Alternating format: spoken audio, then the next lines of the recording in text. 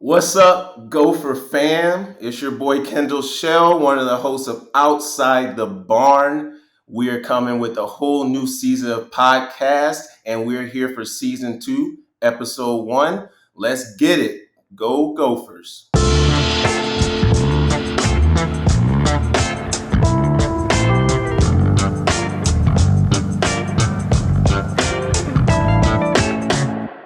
Welcome, everybody, to another season of Outside the Barn. I am Kendall Shell, along with me are my co-hosts, Trevor and and Blake Hoffaber. Been a long off season, but we are excited to get back to talking hoops. But first, before we get into hoops, let's talk a little bit about life. Trev, let's go, man. How's the off season been for you?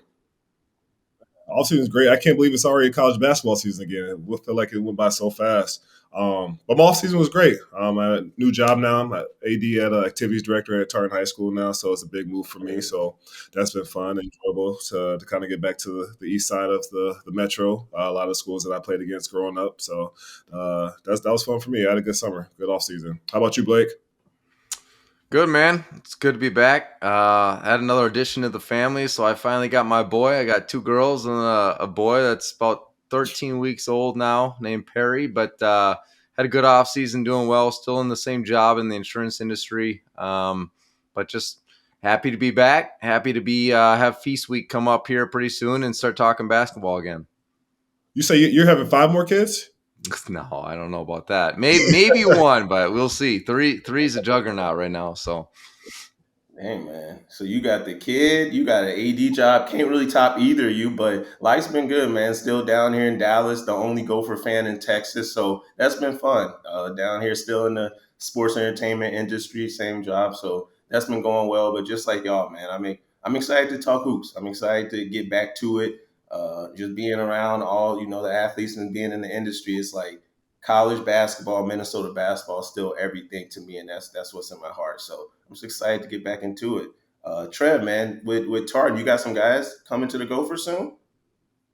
Hopefully, that's why I went there. Definitely, I'll be recruiting as much as I can for Ben. Trev, do not turn to the AD to start sending your players to Wisconsin. No, never, never. I'll make sure they fail before they go to Wisconsin. Hey, you got all the athletes down there in Texas, though. I know you got. Can you send some up here? I Bring do Marcus need Carr to. back. You know. You right. You right. It's some hoopers down here, some football guys down here too. We do need to start recruiting down here more. I don't basketball wise I don't know if we recruit that much in Texas. You guys have a lot of Texas recruits on your squads? I'm trying to think. Who we got, Trev? No. I don't remember. We had Charles Buggs. He was down in Texas, right? Yeah, Bugs was from Arlington. Anybody else? What do you think That's of it. None Blake? of my ear, I don't think. Might need to make a switch. Try out some down here, man. These guys can go. I'm not sure, man. I I'm think we not got to sure. get them Yeah, used to I the can't think of climate up any. in Minneapolis. That's the thing. You can't get a guy to go from. I mean, you can, but going into the cold like that, like I don't think people realize how tough that is. Like it's especially for a recruit. You got time to visits, right? The worst part about the basketball recruits, you got to bring them in for basketball games, and it's like negative 15 degrees. So it's really hard to sell them on the campus during that time. That's Hey, why before you know you it, bring them Texas. in June, July, man. You bring them in the summer, then they don't know. Yeah, yeah. But before you know it, Texas will be in the Big Ten anyway, so it doesn't matter. That's right. I'm hyped, man. I'm hyped. I'm hyped for everything coming with the Big Ten. But I feel like some of these teams they're gonna have to figure it out because there's gonna be too many teams in the Big Ten soon. Here, I feel like they're gonna be like, "Yo, you better prove yourselves. Or you going back to the pack?" I still can't visualize it. It's still weird to me to like think of like USC and UCLA in the Big Ten. Like I still can't get past Rutgers and Maryland being in the Big Ten. Like The You real think? question is, when are they going to switch the name? I mean, Big Ten, that there hasn't been 10 teams in this league for 20 years, it seems like. So I don't know. They better think they got to make a new name pretty soon when we got almost 20 teams in the league now. Yeah, that's a weird. That's fact. gonna throw everything off. They really will, man. That USC and UCLA gonna be crazy. Like, what's the chances? Like on a weeknight, like you playing out there, you have to fly back. and you have like an 8 a.m. class the next day. Like, I'm sorry, but chances of guys going to class off those cross country road trips, like what Rutgers and UCLA, like, all right, yeah, go play UCLA at 10 p.m. Eastern time and then fly back that night. You got classes the next day. Like, that scheduling is just gonna be a nightmare. I wonder if they do like the Pac-10. Don't they play like their games like in one road trip, like on the weekend, like Yeah, that Friday usually. Washington, that Sunday? I'm not gonna lie. I besides the school and travel, but it would be kind of nice in January to be out at UCLA, and Oh, for sure. hopefully you can extend it a little bit because I'm a little jealous of that nowadays. No, as a player, it's gotta be fun, bro. It's gotta be so fun. Like, I think when we played at USC, Trev, were you on that squad? Yeah, you were. When we played at USC, like, that just felt good. Like, to get out of Minnesota, get out of the normal Big Ten gauntlet, and just go out there for a non-conference game. That was dope. So yeah, I completely agree, man. I completely agree. Fellas, let's talk a little bit of hoops. Now you got me itching. Now you got me thinking about hoops. So let's go ahead and get into it, man. We just actually had our first kind of, I guess, big test, big game against Missouri. That was, I guess you guys can jump in, but I would say there was a lot of excitement in that game mixed with the same amount of disappointment in that game. That's probably that's probably the best way I can put it. It was a close game, ended up losing by two there, but we were up by what, almost 20 plus points. So there was a lot more excitement, I feel like, than we felt a lot of last year. Blake, I'll let you jump in a little bit, man. What did you feel coming away from that Missouri game, even though it was a loss? What's your view on it? I mean, I'll just be honest. I was pretty bummed at the end of the game. Just it's just one of those. Oh, this is Minnesota sports things again. I mean, if you're not from Minnesota, people in Minnesota always say that about the sports teams. But what I will say is they surprised me. I wasn't expecting us to be up 20 or I think a lot of people expected them to get beat pretty handily. I mean, Missouri is a good team. They were in the tournament last year. Sure, they lost a lot of their players, but they're a good team in the SEC, and it's fun to play teams like that in the preseason or non-conference, I should say. But I was proud of how we played. Sure, I don't want to have a moral victory and be proud about kind of the outcome because a loss is a loss, but they played well. They were up 20. I mean, they were hitting shots at the beginning of that game. I mean, it didn't seem like a Big Ten game. They were going up and down the floor, throwing up threes, hitting every shot, it seemed like. I mean, both teams were playing well. It just, at the end, I'll just be honest, it seemed like we got a little conservative. We started just playing for the end of the shot clock and the end of the game there. I just wish I loved we had the Cam Christie, as a freshman, have the cojones to take those last couple shots, which is great as a freshman, and he's the top recruit and a talent, and it's good he's willing to take those shots. But I also wish we would have gave Dawson Garcia a touch at the end, especially when we're in double bonus and chance to get to the foul line. But all in all, I was happy with the teams out, aggressiveness, shot selection, just play against a team like Missouri, but bummed that we got the loss. Trev, what do you think? No, agree. I mean, the biggest thing for me was just seeing the energy. Like the crowd was involved, the players were happy. Like it was something completely different than what we witnessed the last like 12, 14 games of the season last year. So for me, that was fun to see in the barn be the barn. Like I said, we're making shots. Everyone was showing the confidence. But also, it's like it's a learn. It's an early test, and I think obviously we didn't come away with the win, but these are ways that you look back at in February when in the gauntlet of the Big Ten. It's like now you're down to the last possession. How do we do this differently than what we did versus Missouri back in November? So I think it's like a great learning experience. We have a lot of inexperience too, so I think it was great for everyone. But like you said, it's not a moral victory. A loss is a loss. I know the kids didn't leave. The team didn't leave feeling good about it, but I definitely think there's a lot to learn from it, good and bad.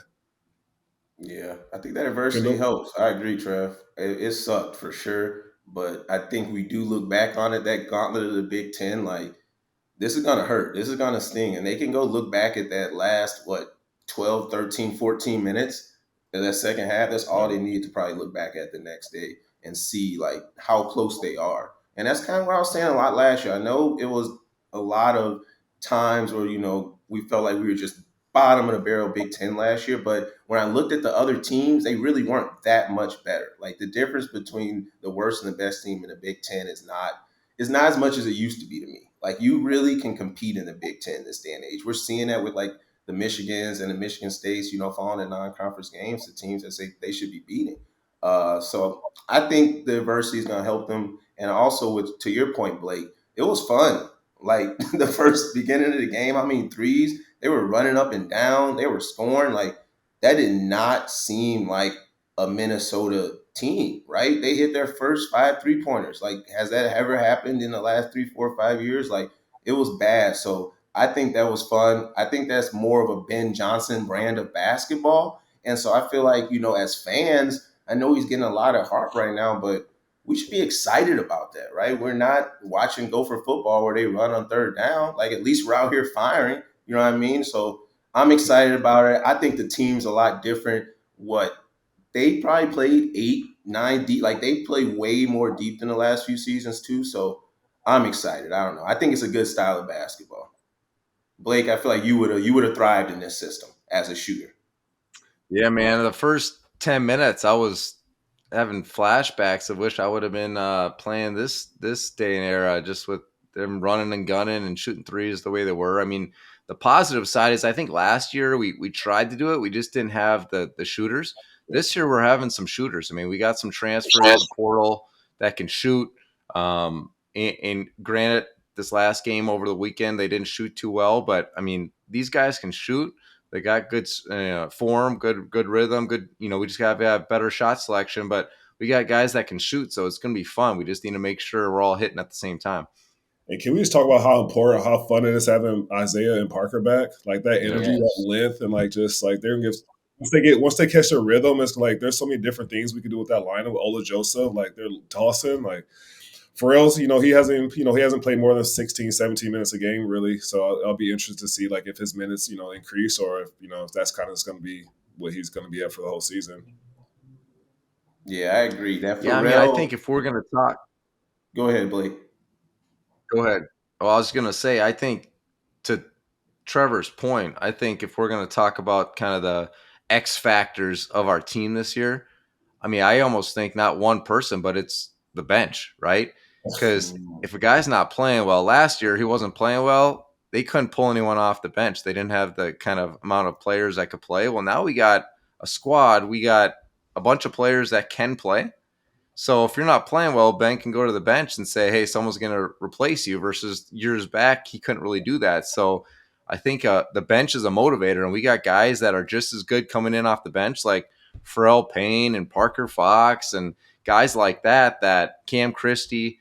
That if I was a starter, you wouldn't feel comfortable. You can't feel comfortable with it, which is good because you're going to play your heart out and play as hard as you can, and kind of try to be, work as hard as you can because someone could be coming replacing you. So I think the depth of our team is going to help just from a mentality purpose as well as keeping guys focused throughout the season. Yep. Yeah, I completely agree. That's a hell of an answer for your best X factor though, Blake. The team, the bench. I mean, you can't really. I think that's right. I think you're completely right with that. But I'm going to try to give my X factor as well too, though, to second that. I think who you both mentioned. I feel like Pharrell. I think there's something there. Like we talked about it last year. Pharrell has a all Big Ten type talent. I know maybe with some injuries and he hasn't been playing that many minutes, Trev. But when you talk about being creative with the lineups, if we can still establish Pharrell as just a dominant presence in that game, whether it is 6 man, whether it is starting, whether it's 15, 20, 25 minutes, but just making sure he gets post touches because he's a player. Like he's strong, he's athletic, he has pretty good vision, and this team can shoot the ball. And so I just think it's very important that they can establish that low post presence. I think especially, at the end of games, like we saw in that last game, like they didn't score a field goal in the last 6 minutes. And it seemed like they were just the end of a practice scrimmage, when you're just tired and you're just playing, you're just trying to get a bucket. There really was no identity in who they are as an offense. And I feel like Pharrell can be a big piece of it to play inside out for this team, just to open it up a little bit. So for me, I think Even Pharrell like Payne is a even big if X factor. Right. Even if he's not scoring, like him being able to just draw fouls kind of gets us to the bonus. Like those small things, those details, like now we're not forced to play 1-on-1. We just got to get to the free throw line and make our free throw. So for how big he is, he can draw 5 to 6 fouls a game just by ducking in or just being a post presence, not even scoring the ball. Yeah, I agree. I agree. Who you got, Trev? Who's your X factor? For me, like I said, I think Parker and Isaiah. I mean, like to Blake's point, I think it's just our bench. I think just having more than five guys who can play, because that's not that's not realistic to win the not win the Big Ten, but just get through a whole season playing five guys 30 plus minutes. So I think Parker and Isaiah just seeing like their energy off the bench and like with just them being around long enough, being a little bit older, mature, just knowing the game. I think just having that leadership from the bench and just having that length. So I like just the different things we can do. Switching up from zones, matchup, full court press, like things to get us up and down the court using our athleticism, our quickness, and our 3 point shooting. I just think there's a lot of different ways that we can play this year. I agree. I agree. Another guy that kind of surprised me was Mike Mitchell.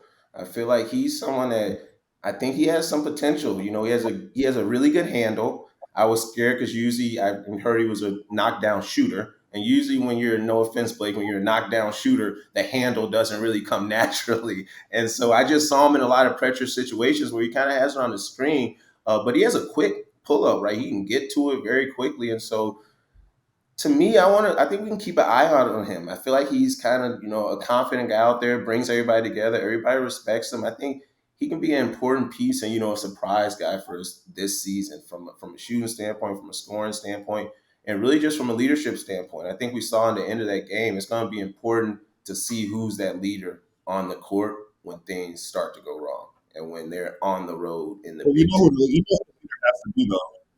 The leader has to be Dawson. He's the leader, and he has to go out. And he's been playing well. Like the first game, I think he had like 15 free throws and Player of the week. yeah, player of the week. Like it's just like now it's like, hey, that's what we expect out of you. Like that's the talent that you have. You're our best player, hey, no question. So like now you gotta it comes with the territory. So I think just him taking the next step. I think last year we kind of were back and forth like is it Gabe or not Gabe? Damn, Jameson. yeah, is it Jameson. Jameson Battle or is it Dawson? Yeah. It's like who's our leader? So now there's no question. It's like Dawson, like you said Blake earlier, like there's no reason Dawson doesn't touch the ball at some point during the end of the game. I love Cam. I love his confidence. Like that was his Kobe moment rookie year. But also, it's like Dawson, like you got to get the ball, you got to demand it, and that's what you have to do. Like, there's no reason we go 6 minutes, at the end of the game without a field goal when we have, the best player on the court, which is Dawson on the floor. I agree. Yeah, I agree. Cam isn't Cam. I'm not mad at Cam taking that shot either. I know we all know the confidence Cam has when he was on the pod. He's obviously breaking all of Blake's records. So that was, I mean, he's trying to get that confidence right now. If he doesn't take that shot, then if you don't shoot it, you can't break any records. So I like it. I like what he That was did there, and I think they're gonna learn. They're gonna have more and more moments where they're gonna see, who is that person. And to your point, Trevor, I think it is Dawson. It's got to be Dawson. He's Big Ten Player of the Week, like you said, Blake. Last year, he was one of the leaders on the team. Wasn't him? Was it Jameson? Now Jameson's gone. This is your squad. So I hope to see that. I also, I'll be honest, Trev. For me, it seems hard for a big man to be the leader at the end of the game when he doesn't have the ball in his hands as much. Does that make sense? Like I feel like they're also no, who's that guard perimeter player that's going to bring everybody together as well too. But Dawson's kind of in the middle. Like we'll see him on the wing, we'll see him down low. So what are your thoughts on that? no, true. I mean, at the end of the day, guards win game. That's why the NCAA tournament comes around. It's like Hmm. Zach Purdue. You're great, but then like who are you gonna give the ball to at the end of the game? You're not gonna give it to your 7 footer. But Dawson's not your tip. Dawson's not me. Like when everyone can sag in because Dawson can play from all different places. Like he's bringing the ball up full court press. Like he's so like diverse that he can be that person at the end of the game. I don't know if you want him just going one on one, but there's ways to get creative to get him like a pick and pop shot or like a way that he's attacking, the opposite big man. But yeah, in the game, we have to find another solution. You can't just say, "Oh, here, Dawson, go give him the ball in the post or at the elbow and go one on one." Like that's not good basketball either to win a game. But I do think with Dawson's unique skills that he can be a person that you can get the ball to at the end of the game. Yeah, I mean, I agree with Trev. I think, I agree with Kendall. To be honest, there's a reason why the Big Ten has struggled in the NCAA tournament over the years, and I think it's because a lot of times we're geared towards bigs versus guards, where other conferences are geared towards more guards scoring, pushing the pace. And I think guard play, if you want to have a big as a leader, but you also want to have a guard as a leader, right? Because to Kendall's point, they have that ball in their hands way more in the big, right? But to Dawson's defense, or I think he can handle the ball, like Trev says. But I would have loved at the end of the game, or at least in the past 6 minutes of that Missouri game where we didn't score a field goal. Granted, we were getting to the foul line a little bit because they were in foul trouble, but even get him at kind of the free throw line where you get him the ball, then he can kind of make a jab step, shot, go to the bucket, whatever. But try to, because he's not really a post up type of player. I mean, he's not, posting the guy up and doing a hook shot or anything like that. He kind of likes to take it off the dribble a little bit. And we just need to give him the space. And I think this year we have a team that can do that since we have knockdown shooters. We got guys from the 3-point line that can hit those shots. So defenders have to stay out. So he can hopefully have some more flexibility inside the 3-point line to do what he does best. And that's take to the cup, one dribble, pull up, etc.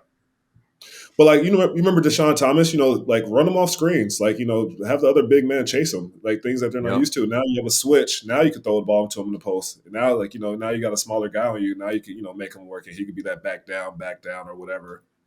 Yep. I agree. That's a I used good to hate comp, chasing Trev. Deshaun Thomas off. That's a good comp. He was doing that a lot. And Dawson has that type of game where he could do it. They're both lefties too, so I see it happening. Yeah, that's a good one. I think even getting them in more pick and roll situations, isolated Blake and just getting them on one side of the court. I think more of those actions could have been super helpful. But no, I agree. I think they're gonna figure it out. I think they gotta bring around, who's gonna be that leader in the guard position, and also where does Dawson fit on both sides. But yeah, like you said, Trev, they're gonna have a lot of different lineups they could play. That's why they have this offseason, these next few games. They gotta try out as much as they can. Because when the Big Ten comes, we all know what's happening. So let's talk a little bit about Big Ten hoops, man. I want to hear some predictions about how we see this team competing in the Big Ten this year. Because I'll be honest, even though we lost, again, a lot of excitement still in my mind. Like we've been talking, there's a lot of talent on this roster. It's obviously a better team than last season. So I see this team competing. Like I said earlier, not all the teams in the top of the Big Ten are just running over all the other teams. You know what I mean? It's not like the past years of the Big Ten. So the room for being successful isn't as great, you know what I mean, in the past. So I think this team, if they can bring a few things together, I see this team competing in the top six of the Big Ten this season. But that's just me. You guys talk about it a little bit. I'll start with you, Trev, because it looks like you're a little surprised with that statement. But what do you think this team can do in the Big Ten this season? Like, how do you see them competing? So is your final prediction that they're going to finish top six? Are we saying this? Are we doing this, Yes. Kendall? Okay. So which one? Six, five, four? You got us, Six. Six. or That's just my top six? prediction. Lock it in. I'm not even. That's it. Go ahead. No, I like that. Like to your point, I think it's great for the Big Ten. All you got to do if you win your home games and you still a few on the road, you're right there. And like if we play like we did and get the crowd and the energy, like we could beat any of the teams in the Big Ten on any night, especially at home. But obviously, there's a lot of talent still. Michigan State, how they always are in a non-conference. They play a lot of tough games, they lose a lot, and then by the time March Madness comes around, they go to the Final Four. But I like our team. I like the energy. I think we're just going to continue to get better and better. So it's been fun to watch these last games. We're scoring points. The energy's there. I feel like they left last year in the past, which is great. But I say top eight. Blake. I like it. No, I like what you guys are saying. I mean, I think the one thing that we have that's, if I would call dangerous this year, is based on the first, Missouri game and, the prior schools of some of our transfer kids is we can shoot the ball. So if we get hot, it's going to be tough. Any team if they get hot, but I mean we have a good chance to get hot, and we got good players like Garcia and players like that inside. And if they all play together, I mean we can be tough, especially at home. But I think the bad part is if our shots aren't falling, we got to figure out a different way to score some points. In evidence of the last 6 minutes of the Missouri game as well. So. Um, I think we're going to be better than last year. I'll just say that. I mean, that's not too hard to say, but I would say we'll be in the top 10. So hopefully they beat our predictions or my prediction and get more towards you guys. But I think this year, I think the Big Ten is down. I think we got some star players in the Big Ten, like Edie, et cetera. But I think the Big Ten's down. I think it's going to be kind of a cluster throughout the Big Ten on, who can kind of get on a run for winning 1, 2, 3, 4 games in a row, because that's going to be huge. And we just can't get off to a poor start at the beginning of the season. I don't have the schedule in front of me, but if we have a gauntlet to start, that's not going to be good, because where momentum and kind of people's heads go if you start losing and getting blasted game in and game out right away. But if we can kind of keep some games close and knock off a couple at home or maybe one on the road, I think the beginning of the year kind of sets the stage on how we're going to perform in the Big Ten, and hopefully we can go off hot. Don't we open up against Ohio State again? I think so. I'm not sure, Yeah, but if we do that, yeah, get after them. Remember how You, excited you we were? heard you heard Evan Turner. He said he never won at Williams Arena, so Yeah, you they're better tell scared Evan of it. Turner he better buy some more stock, Kendall. Hey man, I tried to tell Evan about stock and Gopher basketball. He should have bought it. He went on national TV to say it was too soon. Well, now it's too late. He can't come on board anymore.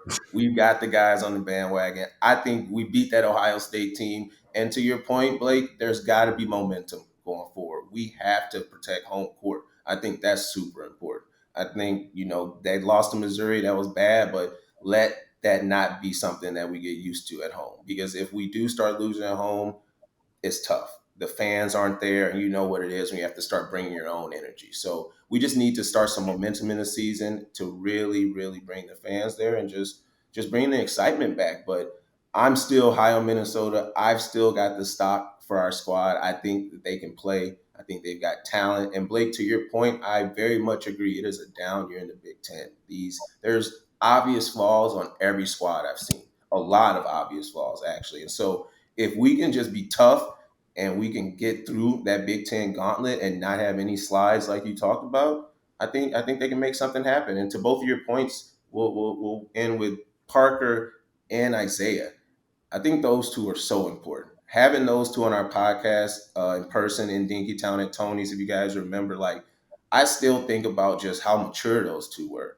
Just to be able to fight through so much adversity through two ACLs, like and knee injuries, it's tough to do. And so throughout this Big Ten season, I think those two in the locker room and on the court are going to be huge for this team, as well as all the other guys. Like this is a pretty experienced squad. There's some guys that's been around the block. Like Dawson's been around the block a little bit. Mike Mitchell, he's a junior. These guys have been around the block. So if everybody can really just stay together, fight through adversity, I think something can happen. So I'm going to stay with 6. Trev, I think you're locked in at 8, and then Blake, you locked in at 10.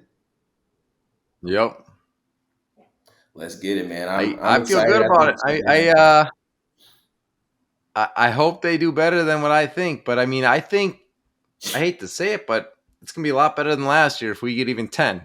Obviously, 8 would be better, 6 would be better, but I think it all depends on some of the guys. I would like to see Enan, um, you know, get a lot better throughout the year. I think the first couple games he shot the ball well from 3. The last game or so, I think he didn't shoot as well, and I want to see him to do a little more, kind of take the ball off the dribble and be a little more aggressive. But granted, he hasn't played in 2 3 years, and you know, I don't know if he's hesitant with his knee and stuff like that. I mean, quite honestly, I've never seen him really play because he hasn't been around to be able to play and stay healthy. But I think if him and Fox, I mean, I liked Fox last game too to go off, bring energy. I mean, he's just a positive guy. And I think we need a guy like him, whether it's off the bench or playing on the floor, to kind of rile these guys up and be that nitty gritty guy that we've been lacking the last couple of years. I agree. I completely agree. Well, I'm excited. I think we're going to stay close on this one. We've got the picks locked in.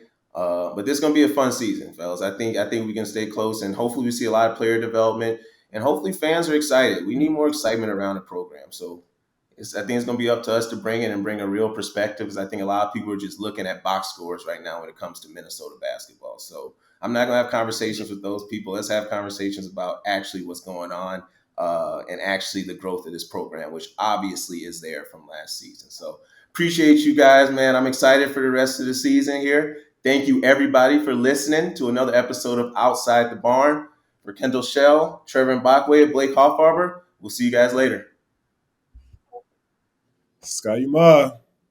Go Gophers.